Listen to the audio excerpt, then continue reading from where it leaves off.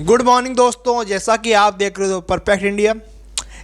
इस क्लास में हम आपके साथ में पॉलिटी के इम्पोर्टेंट फैक्ट शेयर करेंगे। इसकी पिछली क्लास में हमने आपके साथ में शेयर किया था 1861 का जो अधिनियम है उसमें क्या क्या प्रावधान किए गए उसके बारे में बातचीत की है।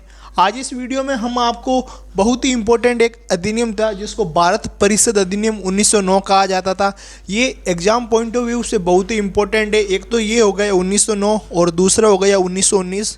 ये दोनों ही एग्ज़ाम पॉइंट ऑफ व्यू से इम्पोर्टेंट है क्योंकि इनमें जो भी प्रतिक्रिया हुई थी, जिस तरह से इनमें सुधार की बात की गई या फिर इसमें जो चेंजेज हुए थे, जो भी आंदोलन की प्रतिक्रिया हुई थी वो इसमें दी हुई है।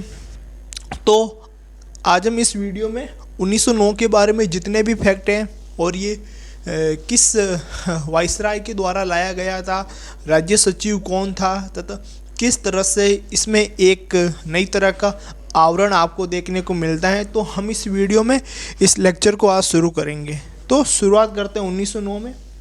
इसको सबसे पहले मार्ले मिंटो सुधार के नाम से जाना जाता था। ऐसा क्यों जाना जाता था? क्योंकि जो ये अधिनियम है इसमें जो मार्ले और मिंटो थे, ये दोनों व्यक्ति की जो भूमिका है वो बहुत ही इम्पोर्टेंट थी। इन दोनों ने इस अधिनियम को इस तरह से बनाया रखा कि ये एक वास्तव में एक भारत के लिए एक बहुत ही उपयोगी सिद्ध हुआ। अब बात करते हैं मार्ले मिंटो कौन थे।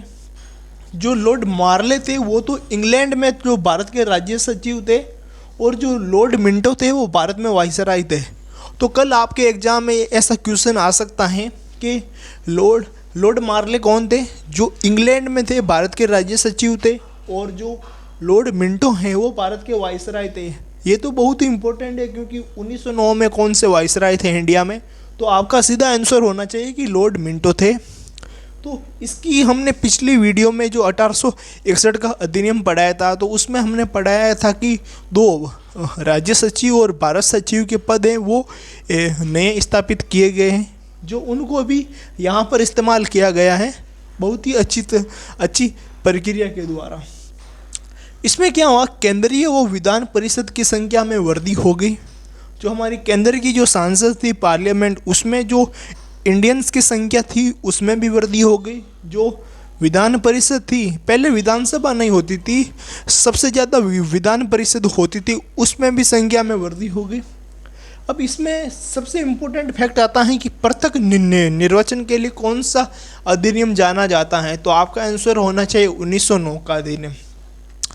इसमें ये हुआ कि जो पृथक निर्वाचन के आधार पर जो मुस्लिमों के सांप्रदायिक प्रतिनिधित्व किया गया, इसमें ये किया गया कि जो मुस्लिम हैं उनके लिए अलग निर्वाचन होगा, उसमें only for Muslim community he participate करेगी।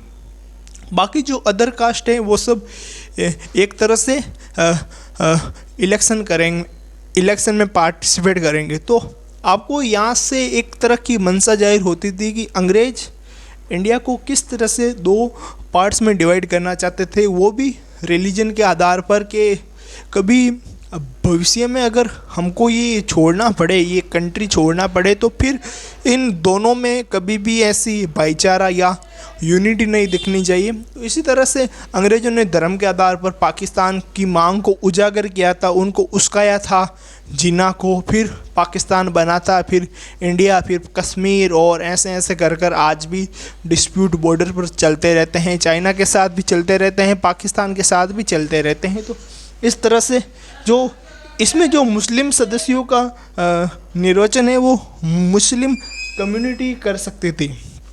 इसके लिए जो लॉर्ड मिंटो हैं कौन थे, भारत के वाइसराय थे। इनको सांप्रदायिक निर्वाचन का जनक कहा जाता था। इसमें एक चीज़ और हुई थी, जो सत्येंद्र प्रसाद सिन्हा है वो जो वाइसराय की कार्यपालिका के प्रथम सदस्य बने थे। कौन बने थे, आपके कल एग्जाम में क्वेश्चन आ सकता है कि जो सत्येंद्र प्रसाद सिन्हा हैं वो वाइसराय के प्रथम कार्यकारी अध्यक्ष भी बने थे। तो दोस्तों ये अधिनियम बहुत ही इम्पोर्टेंट है और इसके अगले आने वाले 1919 का वो भी बहुत इम्पोर्टेंट है, उनमें भी कुछ सुधार किए गए हैं।